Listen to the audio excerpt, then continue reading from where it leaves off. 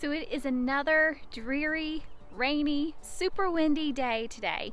We have been trying to get our last few rows of corn in, and it's just been so hard with the weather. But today we're just gonna do it. No matter if it rains, no matter if the wind is crazy, we are getting it done today.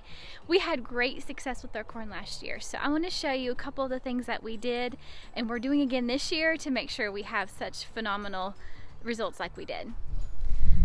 Okay, so first step in planting corn out here is pulling the mulch away and then adding some compost. And that's what my husband has been doing here.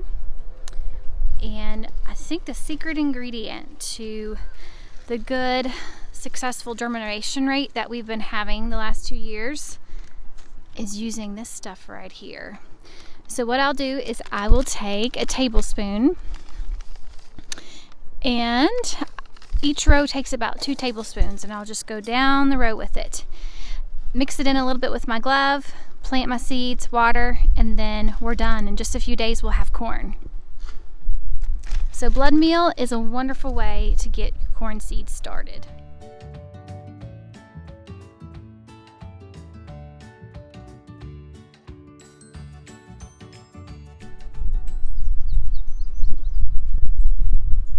So here I am planting the corn, nothing too fancy here, just using the tablespoon as the distance. It's about 5 or 6 inches. I'll be placing the corn on top. It's been soaking in water and BioAg. I've mentioned that product before. That's what I used to soak my beans in, that I showed you guys on how to sow seeds in deep mulch before.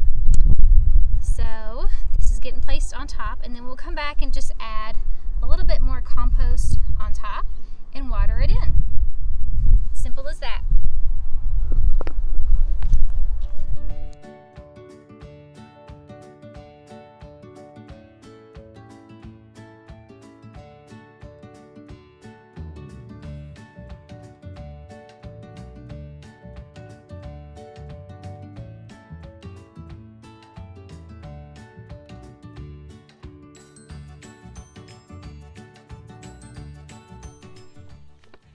Couple things you need to know about blood meal if you've never used it in your garden before.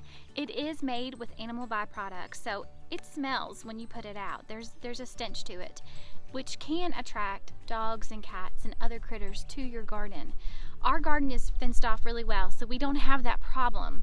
But if you don't have a fenced-in garden, you may want to be wary about using this.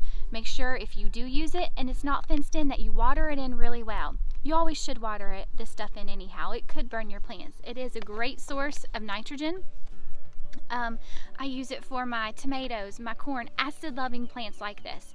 Don't use it with your peas and beans and things in that family. But as soon as like a tomato or something looks sick, I'll put a little bit of blood meal and water it in right away. And it usually perks up just within the next day. So I love using this stuff. Usually this whole bag lasts me the whole gardening season. I rarely have to use more than just this. So blood meal, it's a great source of nitrogen for those acid-loving plants. Even though we're talking about corn today, I want to show you a couple cool things that are happening in the garden. So here's one of my winter sown tomatoes. Do you guys see what's popping up all around it? There's 1, 2, 3, 4, 5, 6, 7, 8, and over here 9, 10, 11, 12. There are 12 volunteer tomatoes just right here. I'm amazed that it can go through this deep mulch. I have about 10 to 12 inches of hay here, and the chickens had this place all winter and fall and then early spring, and look, these tomatoes still made it through.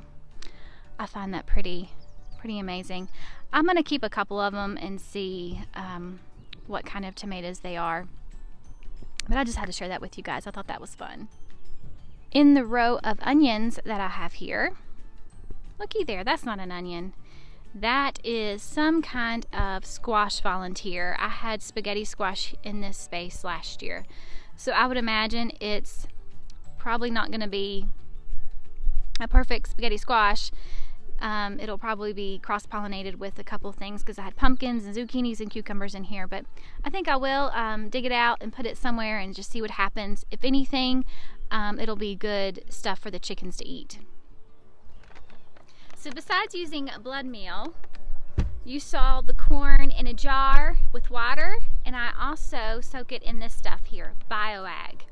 You can get this from Amazon or a lot of other gardening sites, and I don't really measure it. I just put water in it and just put a little splash of this stuff in it. I do that with my beans and with my peas, and it seems to really help with germination. Guys, we have like 100% germination rate with this corn, and so I wanted to make sure everything I did last year I repeated, and so since I know it works, I want to share that with you. So blood meal and BioAg seems to be our two secret ingredients out here. Here is the corn that we sowed about 3 weeks ago. And yes, I know I have lots of weeds. I need to get some more hay out here. I just haven't had the time to do it yet. When the corn is about 6 inches tall, which some of them are really close, I'll probably give it another few days. I will put another dose of blood meal. I'll side dress it here. I'll put some blood meal down, may even throw a little bit more compost on top, and then I'll mulch. And then after that, I will just do a seaweed fertilizer whenever I do the rest of the garden. So that'll be all I do for the corn. So it gets blood meal when we first plant, and then it gets blood meal again at 6 inches and a little bit more compost, and then I just keep it mulched with hay. So pretty exciting stuff, and it's not too hard at all. And there you have it. In about 30 minutes, we have 6 more rows of corn planted. I'm so excited about just putting this amount of time into it, and then we're gonna enjoy it all summer long, and my kids love it. It's definitely worth the work, and it's not even hard work, especially when you have a good working helper like I do. So I hope you guys enjoyed watching that, and our 2 secret ingredients to growing great corn out here, BioAg and blood meal, and I hope y'all come back.